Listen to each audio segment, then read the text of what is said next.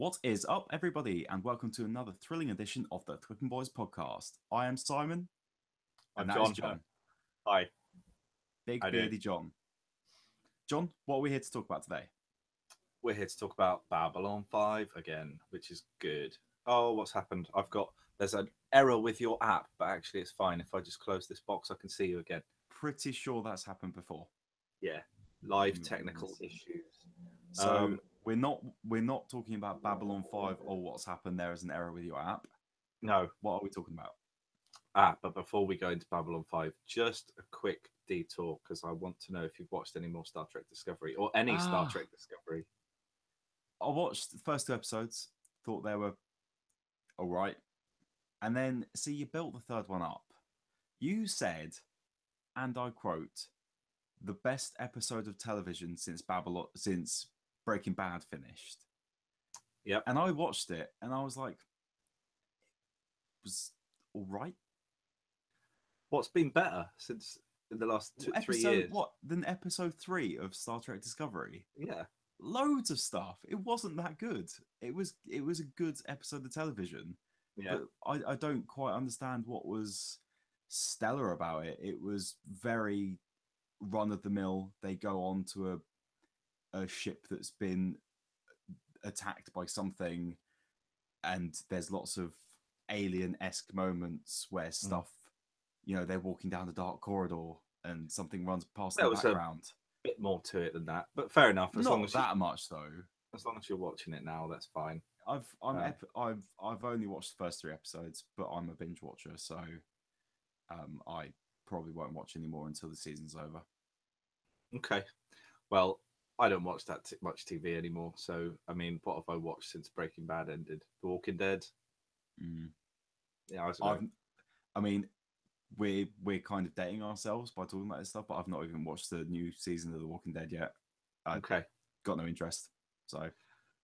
Okay. Yeah. So, without further ado, let's talk about Babylon 5. So, we watched 3 seasons of Babylon 5 and 8 episodes of season 4, and then we stopped 2 years ago or so, and then we've come back to finish this journey. So we watched Third Space, and if you've missed that, that went up a couple of weeks ago because that was the right time in canon, specifically in between 2 scenes in this episode, which I might remember to mention when we get there, which is a bit weird.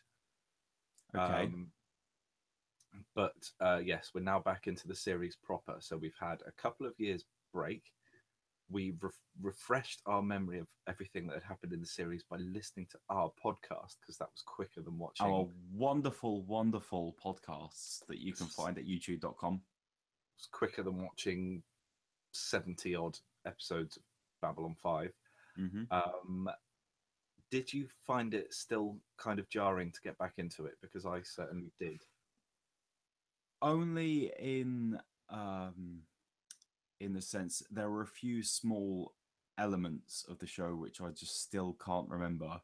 For instance, I just don't have any recollection about what happened with Garibaldi at all. Okay. So that was a little bit jarring, but mostly I was fine.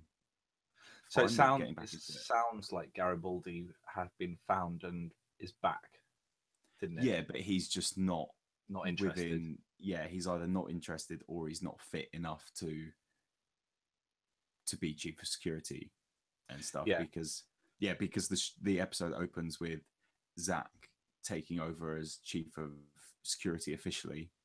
You're jumping ahead, but anyway. Well, that was the beginning of the episode. Yeah, but we haven't done our. Oh yeah. Well, yeah. Go on then. We haven't even said which episode it is. It's Atonement. Delenn is recalled to Mimbar to resolve a problem concerning her relationship with Sheridan and must finally face up to her role in the Earth-Mimbari War. Sheridan sends Marcus and Franklin to Mars on a secret mission. Now, just a reminder, I'm sure everybody knows this by now. I've seen Babylon 5 before a few times. Simon's never seen it. But where I'm having a problem is even though I know what happens, I'm having a problem orienting myself into the sequence of events. And like you were saying about Garibaldi, I don't remember either. So that's a bit of a shame.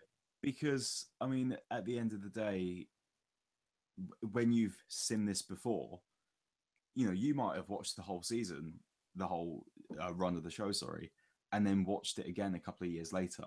So it's almost like the break that you've taken between episodes is like the kind of natural length of a break a big fan might take from rewatching a show.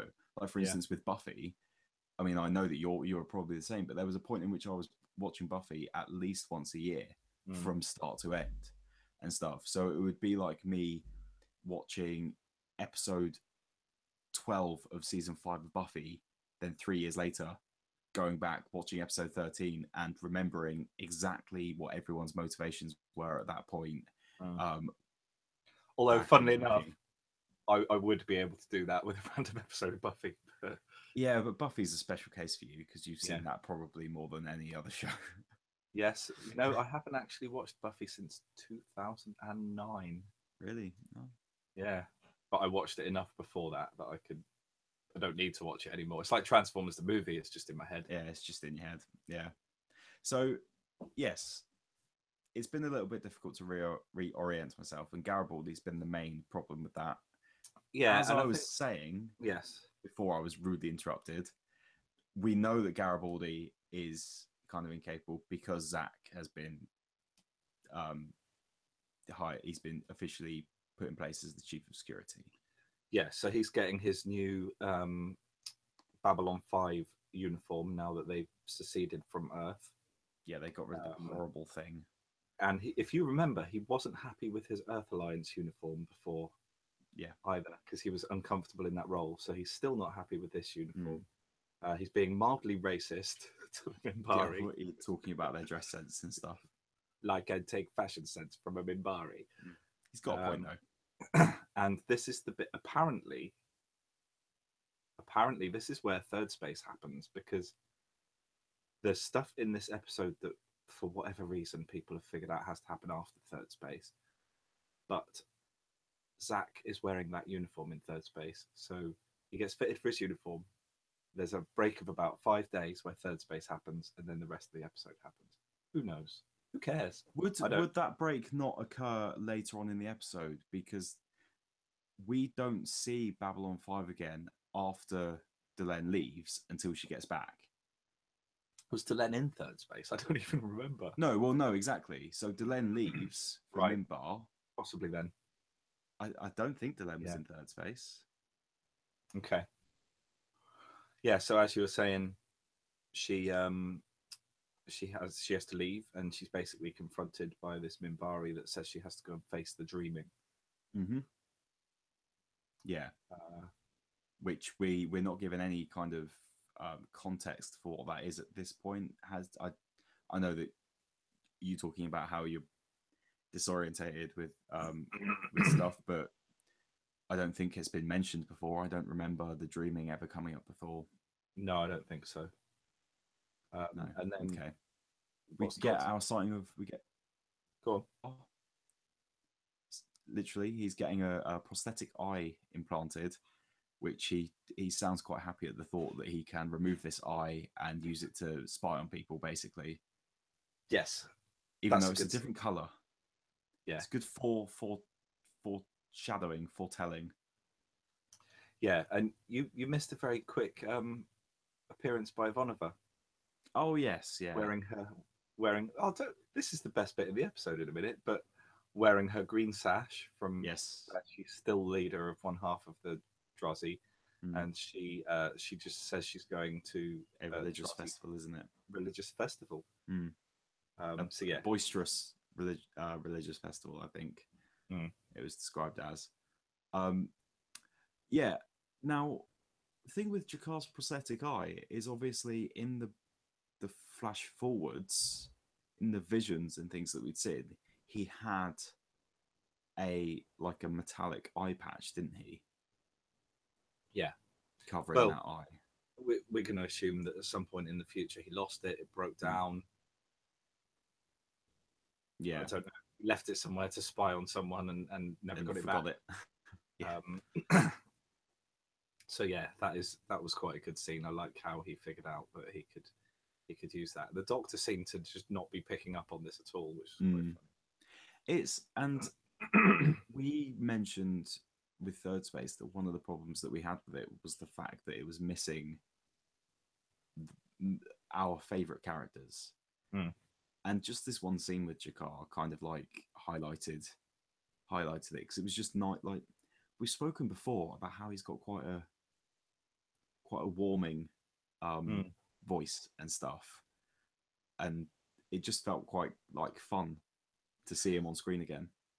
I put a note here later on that the two people I've missed the most in this 2 years of not watching, you guess who the other one is? Marcus. Yeah, Jakar and Marcus Yeah. are the two characters that I've missed the most. Yeah. So yeah, we see the payoff to Ivanova's party where Sheridan walks past, and she's what's she doing in the lift? She's basically a complete mess, but she's in the I lift. thought she was like hitting someone. Yeah, I don't remember exactly what she was doing, but I want that should have been the TV movie set in this episode. Ivanova getting drunk and fighting Drazi. Well, they've always got those.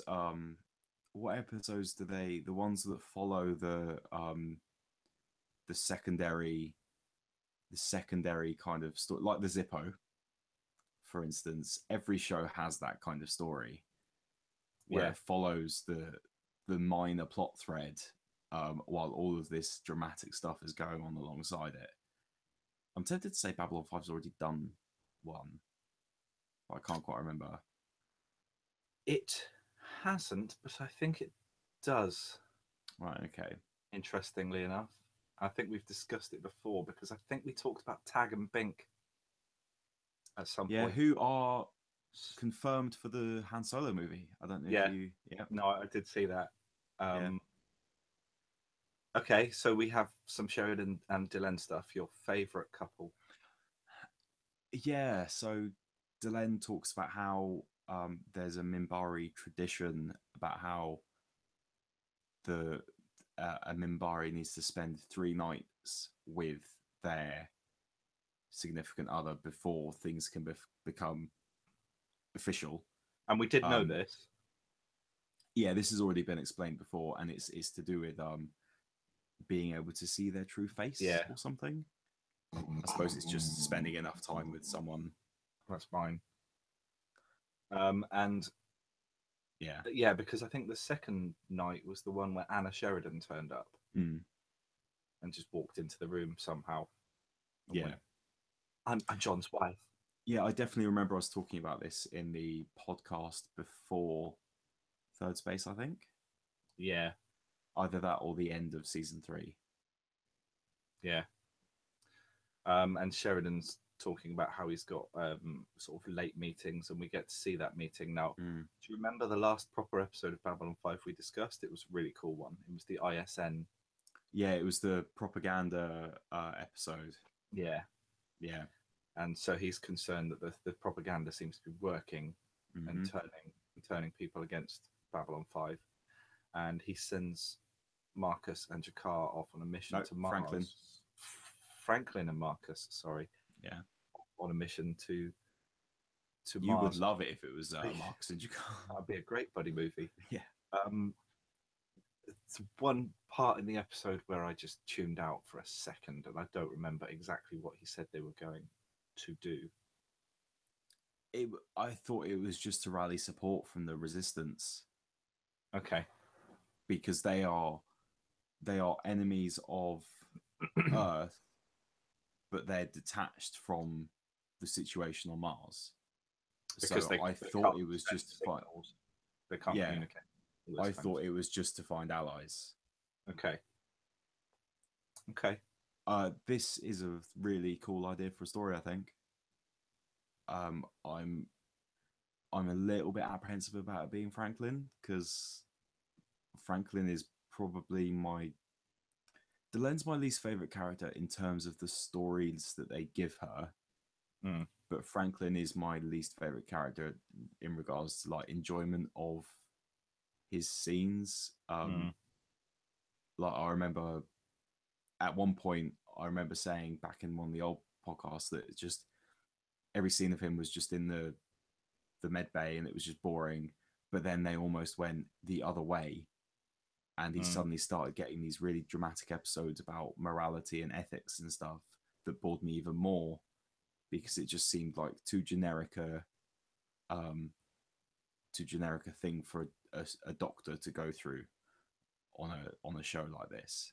Okay. So I'm hoping that kind of putting him in a situation that's a bit different in scenarios that kind of character shouldn't normally be involved in, with someone like Marcus, who is not only proficient in that, but he's willing to have a bit of fun with it as well, would produce quite a good kind of balance.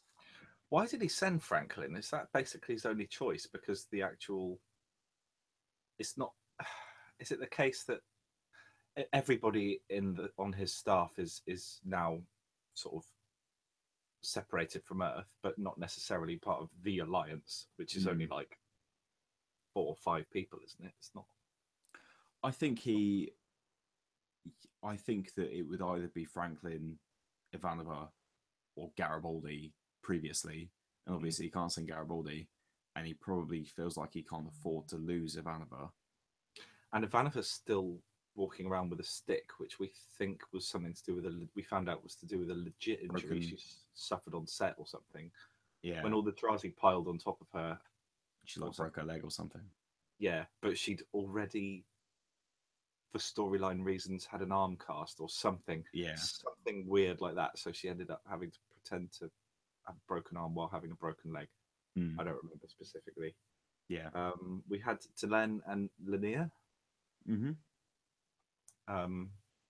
Feel like we haven't seen Lanier in a while. This is where you say that he was in third space. God, that thing really did bore me. No, he wasn't in third space. Right, okay. It missed out everybody apart from Ivanova and Sheridan, I think. Right. Yeah. Okay. And this kind of, yeah, the Delenn stuff in this episode was a bit kind of weird for me, because I continue to not like the relationship with Sheridan. It just feels a bit too obvious, and I especially didn't like that they changed her character to make that relationship more obvious and stuff. But I did enjoy kind of as what the story proceeded as in this episode. So what happened here? Lanier basically said, "I'll come with you. I'll accompany you to." Yeah, because she's got to go to Minbar, yeah, and go through this, the dreaming, and what this basically is Minbari are not supposed to be engaged in relationships with. Is it non-Minbari or just humans? Non-Minbari. I don't think the dreaming is relevant to that. It is, yeah. No, because how often will this have come up in the past? It's like, what, every week some Minbari wants to marry some other race, and then they have to go through the dreaming. I think the dreaming is like a problem-solving process or tool that they go through for specific types of problems. It's not necessarily this issue that is the dreaming's relevant to. Yeah, it was. Really? So yeah. How often would this come up then? I mean, the assumption then is that it doesn't come up very often. That because they say no Minbari's ever sort of mated or well, that's what they, yeah. So it can't be like a very common occurrence at all, but it just seems like a ritual they're all very familiar with. I don't know. Well, it's that this was something to do with clearing. The dreaming wasn't the trial. Where because they were going to, the council were going to meet and investigate the reasons and the motivations behind the relationship. Yeah. The dreaming, the way I kind of interpreted it, was the dreaming wasn't that wasn't the trial. It was almost like a psychic cleansing in order for them to be able to correctly read Delenn's intentions. Right. Okay. I believe. So she'd go through it and she would experience the most traumatic periods of her life, so that then that would kind of bring forth like the true emotional state or something like that. I think that was what it was. It was that it would allow them to then proceed with this. I've had to Google this because this is interesting.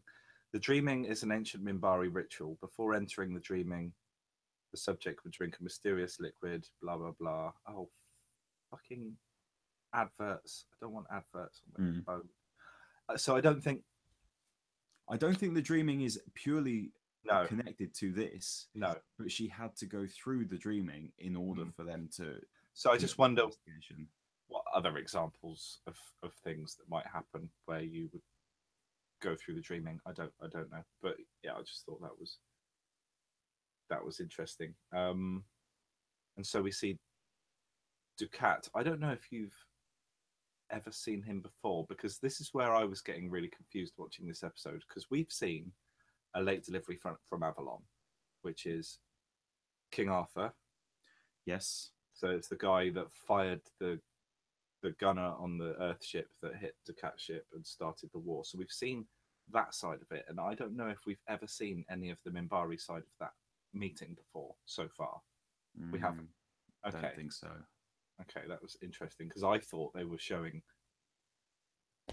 footage we were already aware of, so I was getting quite confused. I don't think so. I don't recognize him, but then, like we say, we've seen so much of it, and it's been so long since we watched it. Okay, but maybe we have. No, so, I read something that seemed to indicate that we'd never seen him before as well. I just thought we had by this point. Okay.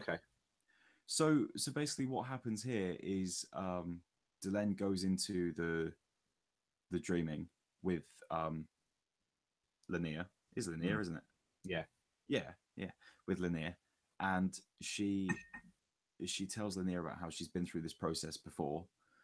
In the same way Lanier has entered as her guide, she entered as Ducat's guide many years ago. Right.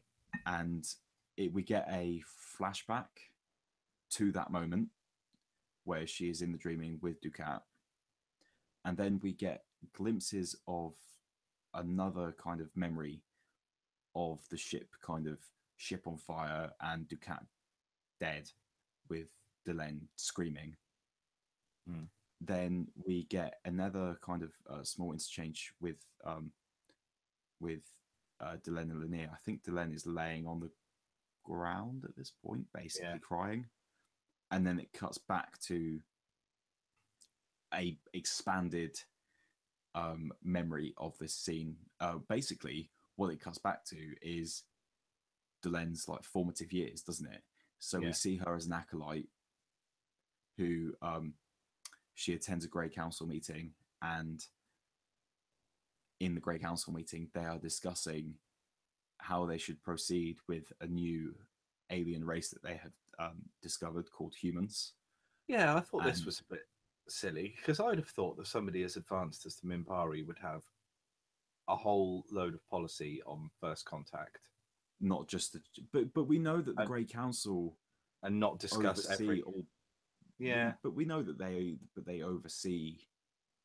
I just don't. I don't think that ignoring this new race that's now interacting with the Centauri and will soon be interacting with all the other races. I don't think ignoring them is even really an option.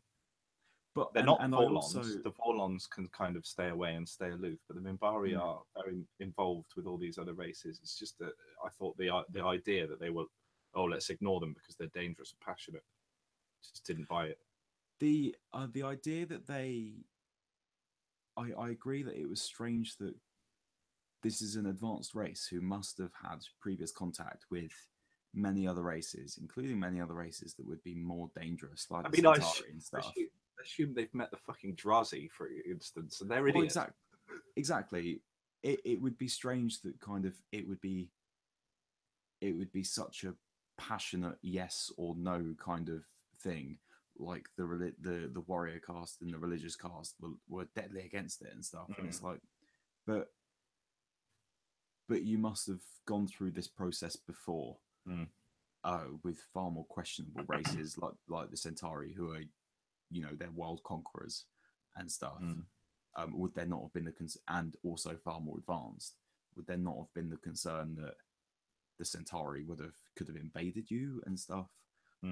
So I agree that like it was a little bit of a strange scene in that respect, that it almost seemed like the way they were reacting was as if we were the first race that they'd met. Or should we meet them? Should we not? So, well, you must have met thousands of other races. Yeah. You know. So yeah, Delenn attended this and she sided with what's his name? Ducat, who he was voting for meeting them, making the first move. This annoyed the rest of the Grey Council. So Ducat offered his services as a mentor to Delenn. We then see that Delenn has now been appointed to the Grey Council, and Ducat is having a conversation with her in which he's talking about the trilenium triluminary triluminary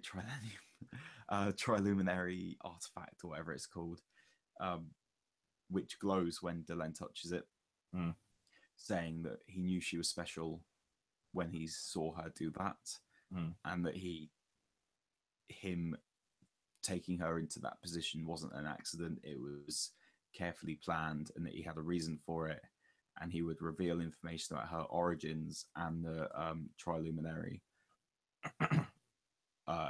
And just as he is about to, the ship is attacked by human vessels. Oh, humans! Oh, bloody always humans. get it wrong. Yes, Oh. silly humans. In the attack, we basically catch up to the first memory that we saw, and what's his name? Ducat is killed as the humans, and I've definitely heard this thing before about how the Minbari's code is to, that was in late delivery from Avalon, approach with guns open in order to be seen to kind of open-handed, almost like, we're not hiding anything from you, this is our status. Whereas obviously if someone's walking towards me with a gun in their hand, then I'm probably going to think that they might attack me. So that's the human kind of perspective, and so humans open fire on the ships. I did think it was weird. I liked that the Soul Eaters were said to be there. The Soul Hunters, the Soul Hunters. They're one of the few races that the Minbari are actually scared of, but they're a bit more advanced than Minbari. I don't know why Ducat was angry about that approach, because again, if that's policy on first contact meetings, and it's worked before, and it's just as valid as having them closed. We've got societies on Earth that I think that have had similar ideas in the past, whereas we might shake hands to show that it was like to show that we didn't have a sword in our hand or something, something like that.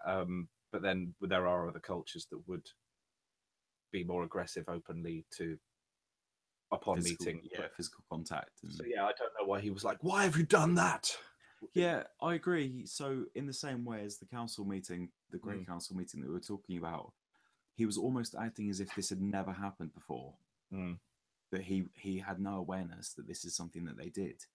But from my perspective, I mean, was he on the Great Council? He is the leader of the Grey Council. There's 10 members, so there's 9, 3 from each, and there's him. Surely he's the one that makes these decisions. I don't know. Minbari policy is complicated, and I think that's my main issue with this episode. And they don't seem aware of their own rules. No, what each cast isn't aware of what they're doing. What cast is he then? I don't. Or is he in a cast? Yes, I think he'd have to be. I assume he's religious cast. Okay. I don't know why. He just seems like it. Okay. Okay. So the kind of one of the cruxes of this scene is that Ducat is killed, and in her rage, Delenn declares war. She's given the choice of the humans have fled.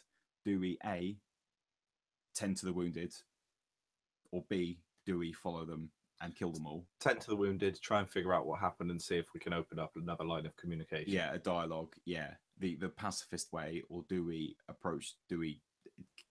kill them? Do we get revenge? And Delenn chose revenge.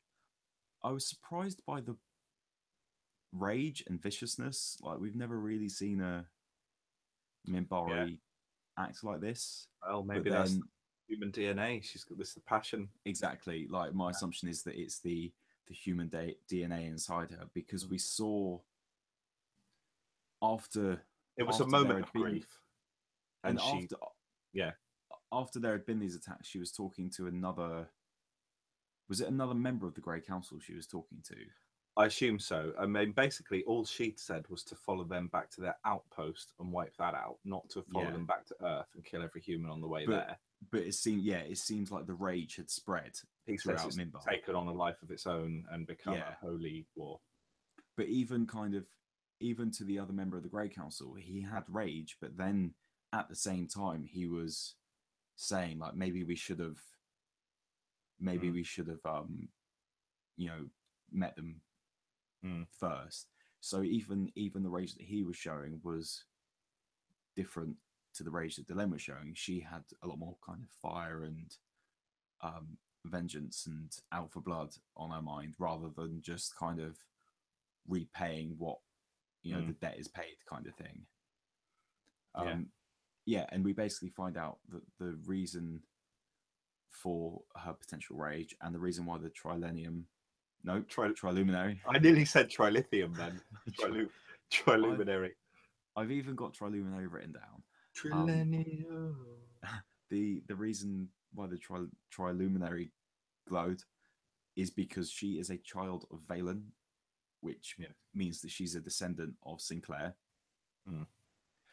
And so the triluminary is what turned Sinclair into part Minbari. It was part of it. If you remember, there was quite a big structure with the triluminary placed on the top. Yeah. So it's the active part of, and it was given to Sinclair by Dral on Epsilon 3, I think. So he took that back in time. Yeah.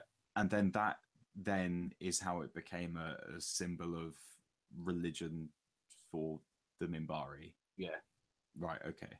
Yeah. It's an ugly looking little prop, isn't it? It's just a perspex triangle with a little bit of like computer chip. It looks like a broken computer chip with some crappy wires wrapped around it. Yeah, it's really not all that good looking. No. A lot of the prop design on this show is better than that, but yeah. So we get the explanation that Minbari human hybrids are spread throughout the Minbari civilization. I don't know if we're given the idea of the scope of it though. I read some notes earlier that did some quick sums and was coming up with the idea that there would maybe be sort of 1 million based on sort of 20 generations in the meantime. But what's the population of Minbar like? Billions, right. I think. And so Minbari around the galaxy as well. A small percentage. But large number, but a small percentage, and impossible to probably know who they are by this point. We're given an explanation that this is why Minbari and human souls are connected. Yeah, I still think the souls thing is just their way of talking about the DNA. Yeah. This whole human souls being born in Minbari thing, I don't think it's ever properly explained, and it does sound like bollocks. I think that's just their way of saying that they... Yeah. That's all they mean, I think. Okay. so that's the end of that kind of. Well, basically, she's talking to Delenn is talking to this member of, I assume, the Grey Council. I don't know kind of who he The is. Great Council have been broken. Oh, have they? Yeah, When was that? a few episodes ago. She broke the Okay. staff and everything. Yeah, no, she broke the council, and then it was when, sorry, it was when she needed to rally the Minbari to help protect Babylon 5 from a big attack from Earth. If you remember, it's when she was like, "You are in front of me. Babylon 5 is behind me. If you do not leave, I will kill you all." And it was awesome. Right. Okay. So that was after she broke the Grey Council. And Lanier even mentions it because he says, the Grey Council's disbanded, but their guards are still active, so I beat the shit out of them. Right. Oh yes, when he went to get the scroll. Yeah. Yeah, I didn't quite understand what he meant by that, so I'm glad that you've given some context. Okay, so but this guy that she's talking to, it turns out that he was aware of this about the children of Valen, and he's been keeping a secret because the Minbari pride themselves on the purity of their race, and so the idea that human DNA has been integrated into Minbari for millennia, potentially. I mean, how long ago was Valen? 1,000 years. Oh, okay. How long is a millennia? 1,000 years. Is that 1,000 years? I think so. Yeah. Okay. Well, a millennium is. Yeah. Yes, I think millennium is plural of millennium. So yeah. Okay, so for a millennium, and he for a trillennium. Shush. Yeah. No. Yeah, and so basically, Delenn blackmails him in a way of finding a way for her to be with Sheridan, and he basically comes up randomly with some old Minbari like rule when in war too, when there's a war, it's like a feudal family Game of Thrones thing, isn't it? Yeah, the two sides would make peace by a child on the losing side marrying a child on the winning side. Yeah, and so that is how he decides the Delenn and Sheridan's and relationship can be officially recognized. And that's to stop the secret from getting out, right? Yes. So this is a weird one because they'd be upset maybe about finding out, but I mean, a stupid thing to be upset about, but they're not all pure because they've had this human DNA spread throughout their society. But at the same time, I wonder how many Minbari know that Valen started as human, because no, well, this is the she made that fair was amount the point. of them do, or is it just like Grey Council members that would know something like that? No, I think it must just be Grey Council, because the point was about them finding out that their deity was human would be the thing that they wouldn't be able to deal with. Right. Okay. And that it's like, spread throughout. Oh, you're not completely Minbari. You're part human. Oh, but you're also part Valen, who's the most awesome Minbari ever. Oh, yeah. But Valen was a human. Oh. So it's like, how are they going to take that? Yeah, exactly. Okay. Yeah. So we then with the relationship kind of officially verified, we get back to Babylon 5, where Sheridan meets Delenn and decides to very publicly talk about the secret mission that he sent Marcus and Franklin on. They're just walking through the ship with the public around them, and he's talking about it. Don't tell anyone. I sent them to Mars. Yeah, exactly. That's pretty much what it was. Right. Okay. Yeah. And I believe the final scene, which was actually quite a funny one, was Marcus and Franklin hidden on some exterior section of a ship. It looked exterior because there was no gravity, but I couldn't figure out how they were surviving. No, they were inside. Oh, well, they were inside. Yeah, there was some notes around the gravity on this episode that JMS had answered that I didn't really, because I didn't really understand the physics of it. But he was saying basically the big thing was people were saying they wouldn't be safe on that ship because of the lack of gravity, and they're not strapped in. And he was like, no, look more closely, they are strapped in. Right. Okay. So there's just no gravity on the ship. Yeah. Right. And so, and yeah, they're sitting there having a little chat about why Marcus couldn't find a better ship for them to be on. And meanwhile, Marcus is just sitting there opening and closing his staff because it helps calm him and because he was bored. And then he starts singing. Yeah. Yeah. From the Pirates of Penzance. Which I believe I only know from Sideshow Bob in The Simpsons. Okay. I think you probably would have heard it more often than that, but yeah. I think he sings it in the Cape Fear episode. Yeah. And the lyrics are fights, not facts. Everybody gets that wrong.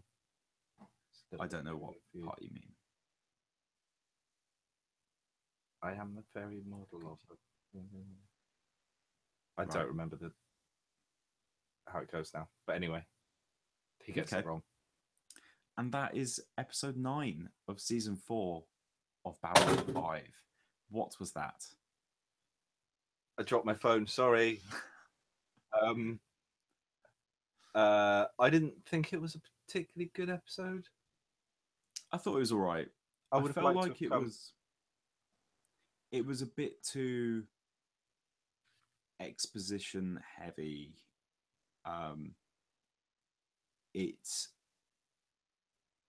It tied too many things together.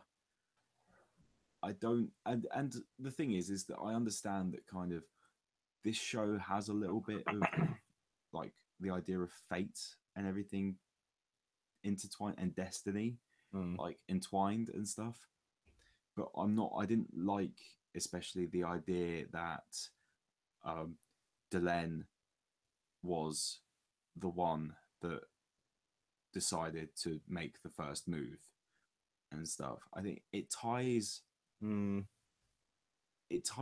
many people, too small a group of people up into too many like Star Wars, up into too many significant points.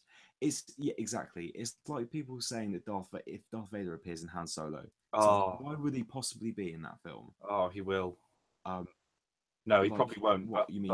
But other annoying characters, other characters will pop up annoyingly in that film who should never have met him before. Yeah. So it's exactly like that. Too small a group of characters having too many significant moments throughout an extended period of history.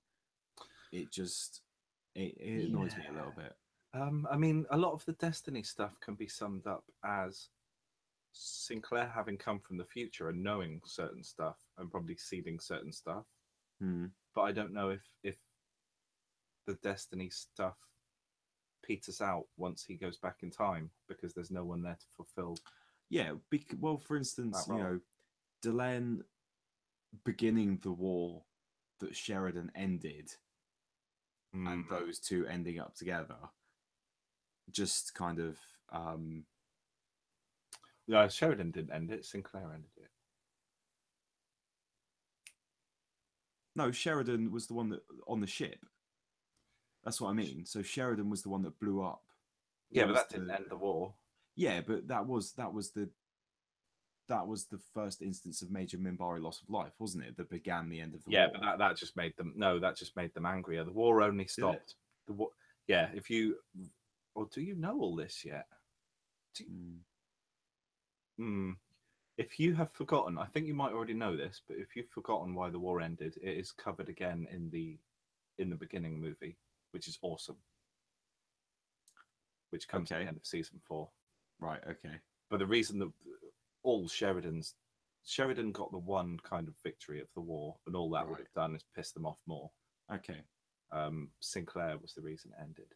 Right. Okay. But I can't remember if you did we figure this out because there was all that stuff about him going missing. Do you remember that missing time? Was it? Oh wait, no, the war was about the souls, wasn't it? Yes. So you do know. Yeah, the war ended because they discovered that human souls are Minbari souls, and or some humans are Minbari, or the other way around, and so they would be killing their own kind.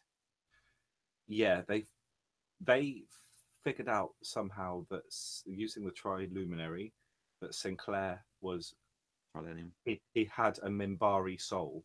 Yes, So and the way they obviously didn't come up with the idea of the time travel and stuff. They were like, no, oh, our souls must be being reborn in humans, so we've got to stop killing them because we're killing Minbari souls. That was their justification for it at the time, but obviously it was different to that. It was a time travel thing.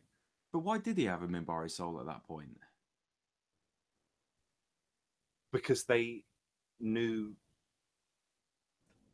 the Oh wait, no, because the Triluminary was mapped to his human DNA yeah, as well as his Minbari DNA that he would something eventually like get. that. At Yeah, that point, he was human, yes, but the Triluminary was mapped to both human and Minbari DNA, something like that. so it would register right. Okay. Yeah. Yeah, there we go. Okay. So yeah, I mean, compared to the general standard of episode season 3 and 4, I think this was not up there, and it's a shame to have come back after a long break to not be hit with a stunning one. But that's fine. I think the unfortunate thing is that the most interesting parts of the episode were very small. I'm looking for. I really hope Jakar's eye, Ivanova's party, Marcus playing with his stick. Yeah, They I were the best really parts of hope this episode. that the Marcus and Franklin storyline is good, because the way it was set up makes it out like it could be really interesting.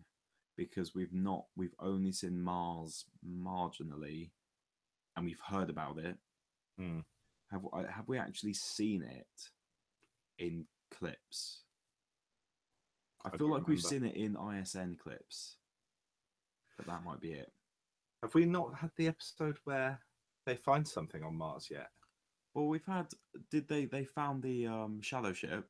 Yes. Is that the shadow ship on Mars? John, the shadow story's finished. Oh yeah. So it is. Maybe it hasn't. Yeah. We'll see. Okay. Yeah. That's it then.